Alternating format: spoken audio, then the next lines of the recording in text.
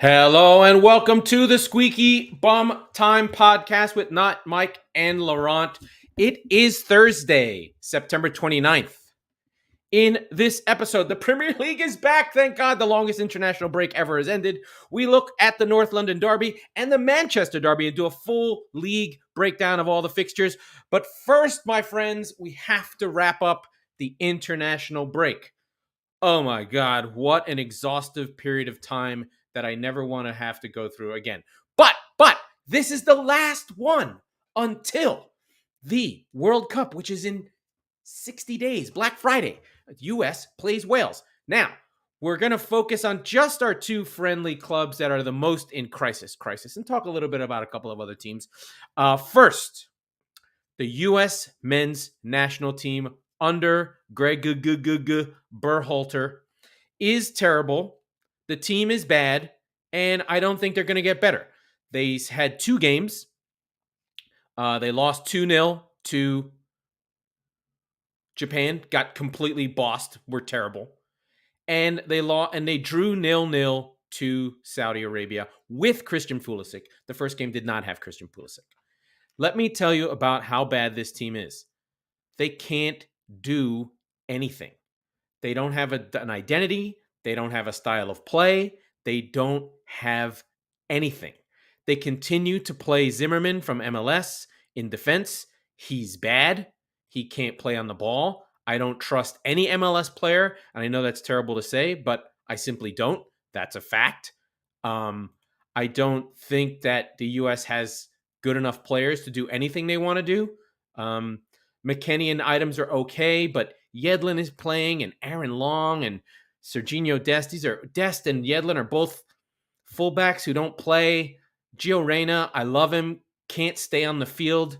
Ricardo Pepe was a sensation a year ago, but now isn't. There's nothing going on in this team that is good.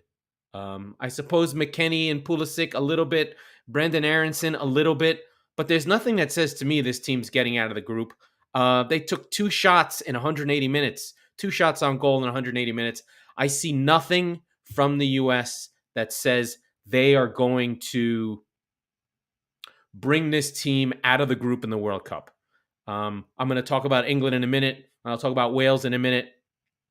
But the U.S. is not better than Wales. The U.S. is not better than England.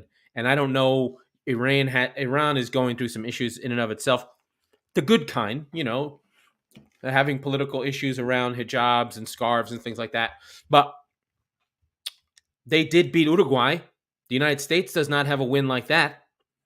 The United States hasn't beat anybody good ever. I mean, essentially, we are designed to try and beat Mexico, and that's about it.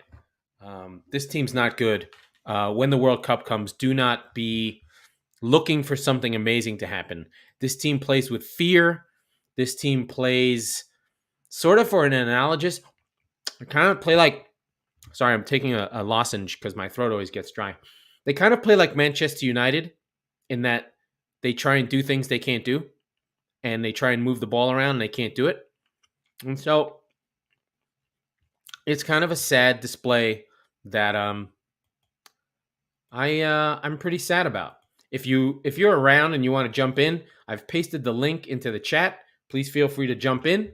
It's on YouTube. It's on Facebook. It's on Twitch. You can jump in. Also, while I'm doing the show, please like, subscribe, share the show. It means a lot. It means everything to us. It means more people getting to the show. Hello to our friends from Australia. We had a big spike in friends from Australia and Malaysia. So hello, if this is your first time with the show, thank you.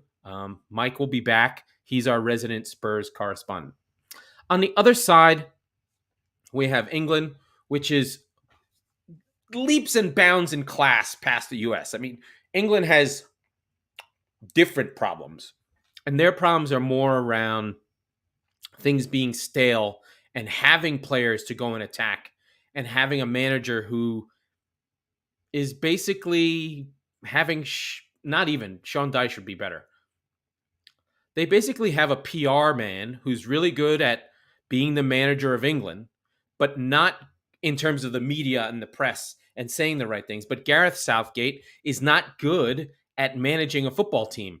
He has at his disposal some of the greatest players in the world, or at least the most famous. I mean, if we subscribe to the fact that Premier League is the strongest league in the world, etc., then that would mean a team of English players is blah, blah, blah, whatever.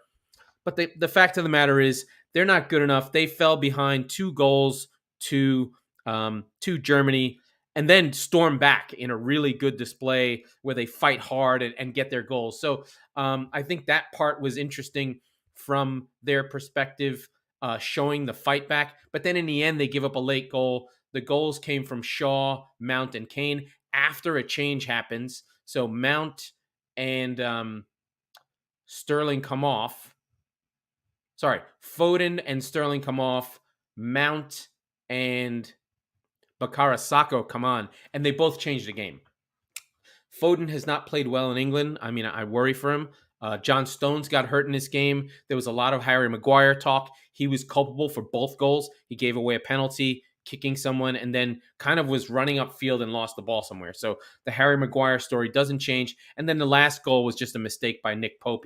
He sort of dropped the ball. Havertz was on both those goals and had a really, really good goal in this game. But, you know, this is top level. This is England versus Germany. And the first half of this game was awful. Awful, awful, awful. The first 45 minutes were nothing. All 6 goals happened in the second game. So you have Gundogan on the penalty on 52. Then you have Havertz on 67. Then you have Shaw on 71. Mount on 75. Harry Kane on another penalty on 83. And then Havertz on the late goal at 87. But, you know, a fun game. But it showed, I think, had England not had the fight back in this game, you would have heard real boo birds out. But Southgate is still terrible. But England does turn it around. And his problems are more, he's too loyal. He doesn't change things. He's behind the times tactically. A little different from Berhalter, where Berhalter for the US team is chopping and changing too much and doesn't know who his players are and is trying to make them do something they can't do. Southgate is asking his team to do less than it can do, in that England can do more than what is shown for certain. But he plays this very defensive, fearful style that's a little bit painful to watch for them. Just one last roundup on the Nations League and friendlies. The 2 best teams in the world are Brazil and Argentina. Argentina's on a 35-game winning streak. They look to be favorites. We should all be pulling for Messi because it will establish him as the greatest player of all time. Ronaldo broke his nose. There were some good goals here and there, but Brazil is really the class of the league. They're so deep. They're so attacking.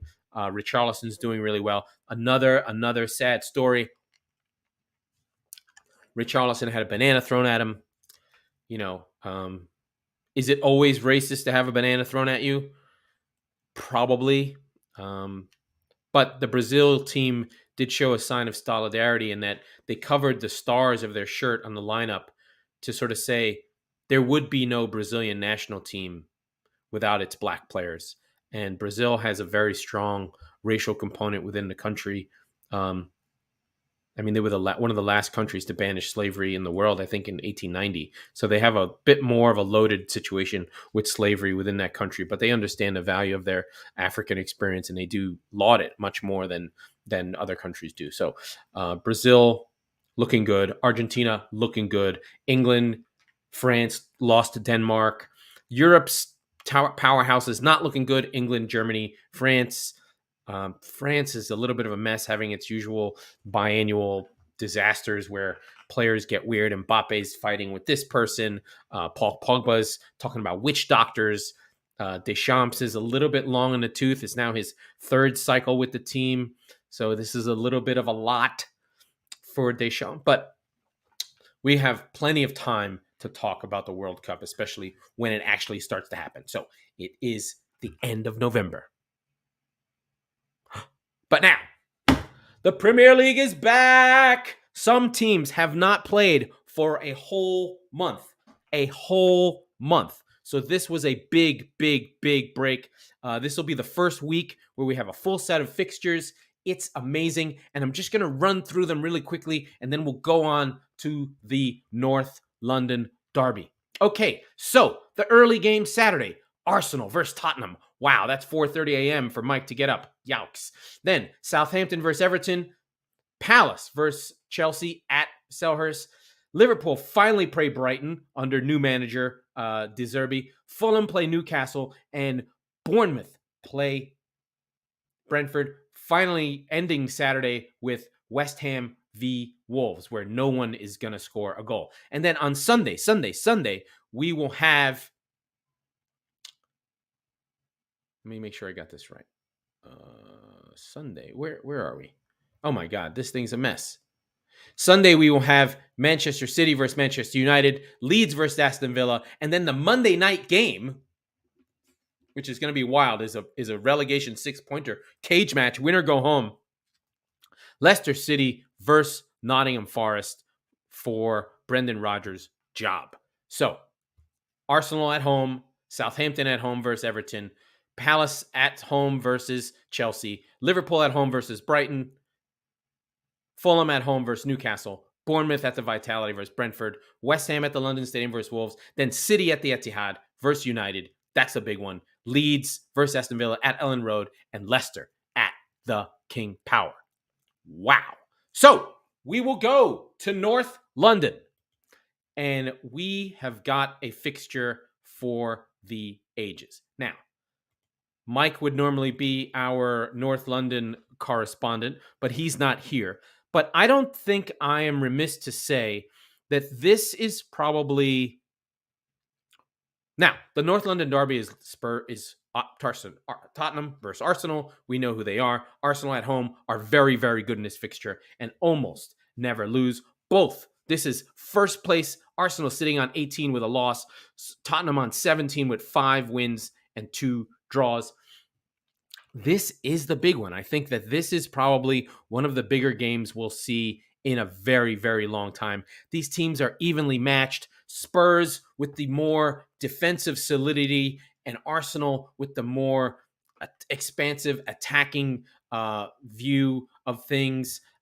Spurs have a bit more of a veteran team with Son and Kane and Højbjerg and Dyer and Lloris. These are sort of your older heads. And yeah, there even shows in the average age, Spurs 3 years older than Arsenal itself. But offensively, they're both very tight, both on 15 goals for the season in terms of who they'll put on the pitch, but a really tightly contested game. And in the case of the game being so tight, I think you probably have to just give the edge to Arsenal because they're at home. But I'm fascinated to see what happens in this game. You know, how does Spurs handle Martinelli on Royale's side if Romero's not there? How do we handle Saka coming off a great run? How do Gabriel and Saliba deal with Kane, Richarlison, and Son for the first time? Are we going to see Ben White in fullback again, or Kieran Tierney be there? In terms of injuries, there's one doubt, or big one. Hugo Lloris is a doubt. Spurs need their keeper. Otherwise, it's going to be Fraser Foster, who is, something else to look at. Zinchenko may not make it. Tierney is nursing a concussion. Elneny's not going to make it. Smith Rowe, a miss that has been known, but Smith Rowe hasn't played all season. He just had surgery on his groin. And Partey pulled out of his Ghana game, while Odegaard looks like he'll be coming back. On the Spurs side, Mora's got an injury to the calf. Davies is a doubt, but that's not a big deal. And then Heung-min Son will definitely get back in the lineup. I think Spurs have this narrative of, what are they going to do with Son? What are they going to do with Kulusevski? And I think they'll figure it out, especially with the 5-sub rule. But I'm fascinated by this game. Couple of stats here. Arsenal have won their last 6 home games. They've averaged 2.5 goals per game over their last 7 and are undefeated in 26 of their last 28 home matches versus Spurs. So Spurs come into this game probably hoping for a draw, but we'll see. Looks like a little bit of a tricky fixture. I think this is one of these where Arsenal have looked good on the eye and have been getting results. They lost their first tough game against United, while Spurs, on the other hand, have been more pragmatic, not looking as good, but good enough. but they have the horses. So I'm fascinated to see what happens in this game. I would say I'll probably pick Arsenal to pull this one out, but anything could happen. This should be a great one. I would imagine everyone should get up and watch this one early in the morning on Saturday, especially as we've been missing football for so long. We'll skip ahead to Sunday just to get straight into the Manchester City and Manchester United derby.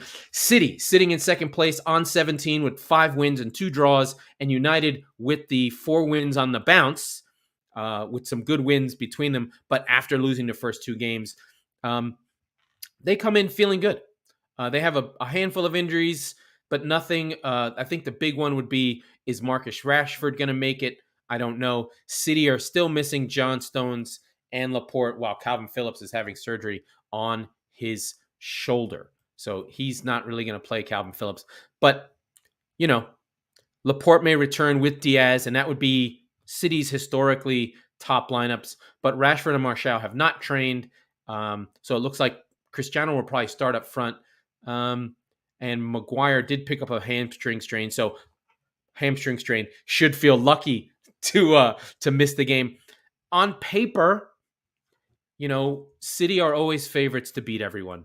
I think the Ten Hag project is still in early doors in terms of, are they ready to match up with Manchester City? I think the difference between Manchester United against Arsenal and Manchester United against Liverpool, where they got good results, was those 2 teams don't have the strongest midfields where you can see Fernandes, McTominay, Fernandes, Fred, and Eriksen really getting on the ball. City's not going to let that shit happen. City will play Gundogan, Rodri, and De Bruyne in the middle, and that's a little bit of a different beast in the midfield to the turnovers that United have been able to force and get things moving on mistakes from other teams' midfields. That's how United score goals. They hit people on the break, and they've been doing a really good job. Like, this is not to discredit what United have done, just that what they have done that has worked will not work versus City. But that being said, Martinez, Varane, Malaysia, and Dalot has been a strong back four. We're going to hear a lot about Martinez's side, Lisandro Martinez. I don't know if you know, he's the new center back for Manchester United. It's been a while. He's only like 5'8", and he's going to be going against Erling Haaland, who's 6'4". Erling Haaland leads the league in goals. He's got 14 goals. He's a monster. He's a machine. This is really going to be a test for whether Martinez can hang with City. City have all the stat advantages. Everything says that they should win, but this is a local derby. This is a weird game. There have been many moments where I have tooted the horns of Manchester City only to have United pull it out. So it should be a good one. City are favorites, no doubt about it, especially now that Haaland's there. And, they have some injuries. City still have the problems. They're a little shaky on the back. They don't give up many chances, but when they give up chances, they're really good chances. And that's what's so frustrating about City. But, United can put their heads high. I think for them, it's about the performance. I think United know ultimately they're not in a title challenge yet. They know they're in a decent run, but I don't think that they're ready to say, oh, we should be beating Manchester City. For them, a draw would be fantastic. But for City, this is a big one, and they've got to pull themselves together and get the ball rolling and make sure that, they are growing into confidence. They want to play well. They want to have moments. They want to threaten City. They want to show the world that they're in better shape than they have been from there. Now, we have covered the big boys. Now let's go to the recent games. We have Crystal Palace versus Chelsea. This has been a month. Palace hasn't played for a long time. They now have one of the easier schedules down the stretch. Crystal Palace had the toughest schedule, and now they will play a much easier schedule playing Brighton down the stretch. Should find their way forward to get themselves back on track. But Palace are a good side. This will be my beloved Graham Potter's first game really in charge of Chelsea. He's had a month to get the team together. He did have that 0-0 versus Leipzig, but we'll see what happens here. Chelsea are in a good way right now. I think they shouldn't have too much adaptation to do to go from Tuchel to Potter. They're kind of going to be more of the same. I think that the issue is there's less leeway for Potter if Chelsea's attack sputters. I'm curious to see how he plays, what players play, who's coming in and out. Chelsea have a lot of players on international duty. How those players come in and what they do is fascinating. Which players get mentioned? Is he going to be more attacking? So there's a lot of things to find out about within the context of this Palace versus Chelsea game. Palace will get more of the same. We'll see a lot of Zaha. No major injuries for either team aside from N'Golo Kante, who I think I saw training, but we'll see. We'll see if Tuchel brings in Aubameyang. I don't know. Or Havertz. I think we know Sterling will probably play, but we'll see. We still don't know what players Potter is going to be partial to, who he wants to have playing. So it should be interesting. I could see there being another draw. I think if we remember when Chelsea brought in Tuchel, they had a couple draws in a row while he tried to sort out what was happening. We'll see what happens there. Maybe there'll be a goaltending change. Mendy has not been good for a long time. Maybe Potter will see something in Kepa. I think from Palace's perspective, it's just about getting things back to normal with their crew and trying to score the goals. So I'm looking forward to that one. That's a good one. And then Liverpool play my beloved Brighton at home at Anfield, where they can probably feel good about getting healthy. Liverpool with Thiago, who's now back, is a completely different outfit than when they don't have him. So if they have Thiago and they have Fabinho, Liverpool are a completely different kettle of fish. If Thiago's playing, all of a sudden, if Thiago and Fabinho are playing, all of a sudden it doesn't matter who the third midfielder is. And then we've got to see if Trent Alexander-Arnold can react to not playing for England. He's been defensively terrible, as we know. And, it's just a weird thing. And then we're going to find out from De Zerbi on how he reacts, what he does with Brighton. Will he still play Lewis Dunk? Does he want to do something different? Is he going to change it all up? We don't know. So the same kind of things applied to Chelsea that apply to Brighton. It's odd to have midseason managing changing. Brighton, as we know, are in fourth place, and we'll go through the table at the end of going through this list. Brighton sit in fourth place on 13 points. 4 wins, a draw, and a loss. They're really fucking good. Danny Welbeck leading the line. McAllister, Caicedo, Trossard, March. I mean, we're starting to know the names of these players, and it's going to be interesting how we manage this. One big thing for Liverpool is they will be missing Andy Robertson and Curtis Jones. The midfield for Liverpool is still thin, but as long as Fabinho and Thiago are there, who the third one is doesn't even matter, even if it's Henderson, who's pretty washed up. Brighton, no major injuries. They'll come in seeing what they're up to. Mwepu looks like he's out for a little bit.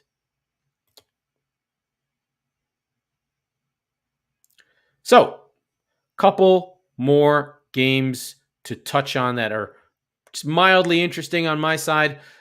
Fulham versus Newcastle. Fulham have been really good. Mitrovic scored another hat trick on international duty. We have to see where Newcastle are. If they really are going to kick on, they've got to start winning games against people like Fulham. Hopefully, St. Maximum can come back in.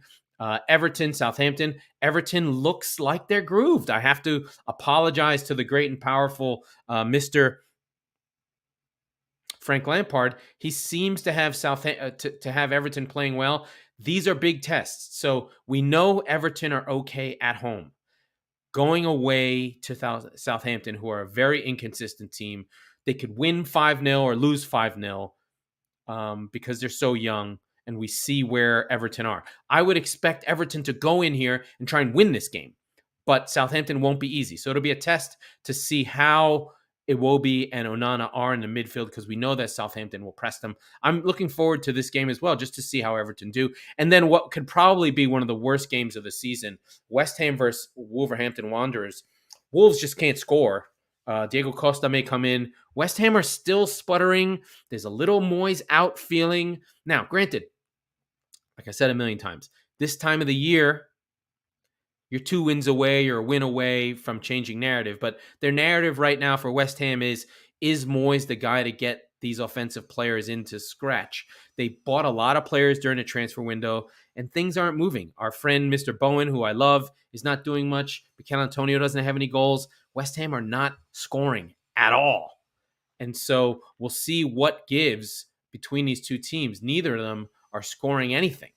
Unfortunately for Wolves, Zaza Kalajnik, who they bought as their primary striker, got hurt immediately. And then Raul Jimenez also got hurt. So they really don't have anyone to play. And, we'll see where West Ham are. They've got to start creating things. Right now, they're not creating much. They're not really even getting any shots on target. They're still running out an older team, older than Wolves for sure. And we'll see where they get. I would expect that West Ham will want this game as a win. Wolves have a great defense, but I think it's a set piece. It's going to be scrappy, and we'll see if West Ham can't get a 1-0 win here.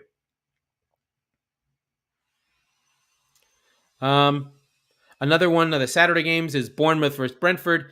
Brentford sputtered. Ivan Toney didn't play, but since the 9-0, Bournemouth are undefeated, and Gary O'Brien deserves a lot of credit. I believe that's his name, the coach, the coach at Bournemouth. And I'm just going to make sure I've got it right. Gary O'Ryan, something like that. He's got a lot of credit in my bank to take that team on after head coach Gary O'Neill. Excuse me. I got the wrong Irish name. He got that team together. They've got a draw versus Newcastle. They've got a win versus Nottingham Forest, a 0-0 versus Wolves. So they've done some good work getting themselves off the schneid. I've got them selected to go down, but if they're going to keep winning and drawing, these are big games. So we'll see what happens with Brentford going down to the South Coast. Brentford, historically not a great team on the road, but better at home. We'll see if Toney takes the disappointment of being called up to England but not playing, which was fucked up because Gareth Southgate sucks. And we'll see where they are there. Amazing stuff for those two teams. For me, I'm just sitting here like supremely excited about the games being back. I mean, I'm just over the moon. I could just talk about all these games over and over and over again. And then lastly, I think we sort of should touch on Leeds versus Aston Villa. Both of these teams are, okay. Villa, very dour, got a good win in their last time out. And Leeds have now lost 3 in a row. And I think Jesse Marsch probably would like to get a win going. They're winless in their last 3. And it might be time for them to grab a win. Their last win was against Brentford. Oh, no, they lost to Brentford 5-2. So they're going to want to, they haven't played in a month. They're ready to go. It's time for them to play, Aston Villa and get themselves a win. They've had 2 postponements, games they might have maybe tried to get some points off of, but I think Jesse Marsch has his work cut out for him. Hopefully his players are fit. Rodrigo had a little bit of a dislocated shoulder. He should be back. Brendan Aronson's back. Got their players in shape. Big one. Big things for that game as well. Although Villa are missing the majority of their defense, which is worrisome, or at least their defensive midfielders. There was an injury to Douglas Luiz and an injury here or there. So that's where they are. Now, let us go to the table just to make sure we know where we are. Okay, here we go. In first place, Arsenal on 18 points are in first, followed by City and Spurs on 17, so just a point behind, rounded up by Brighton, who are currently sitting in fourth place with it going to Anfield on 13. And they actually do have a positive goal difference, followed by in fifth, Manchester United on 12, Fulham on 11, Chelsea on 10, and Liverpool sitting in eighth on 9 points. 9 points on the strength of 3 draws. They come off a 0-0 draw versus Everton. Then Brentford in 9th, Newcastle in 10th, Leeds in 11th. They all are on 8 or 9 points respectively. Bournemouth also on 8, but with a minus 13 goal difference. Everton in 13th with Southampton and Aston Villa rounding out that group, all on 7. Then Palace and Wolves on 6, just above the relegation zone.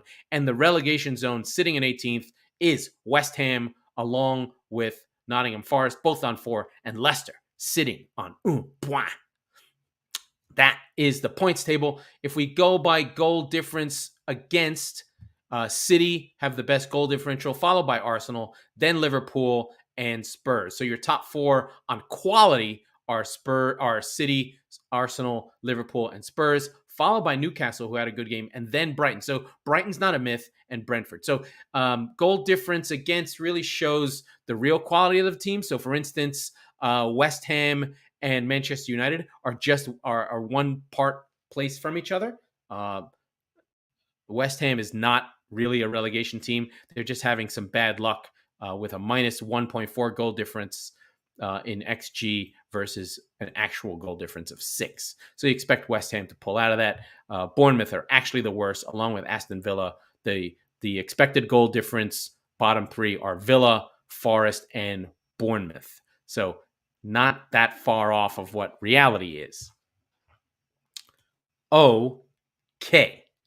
I have to go get my child. So that was the Squeaky Bum Time podcast with Mike Salerno and Laurent Cortines. We are the football wing of the Chop Sports Network. We record on Tuesdays and Fridays, so be sure to subscribe wherever you get your podcast so you never miss an episode. And please rate and review and share and tell everyone about the show. We love you. Thank you, FanHub. Thank you, Malaysia. Thank you, Apple. Thank you, Australia. We love you. We're happy that you're here, and we will see you on Monday after the games.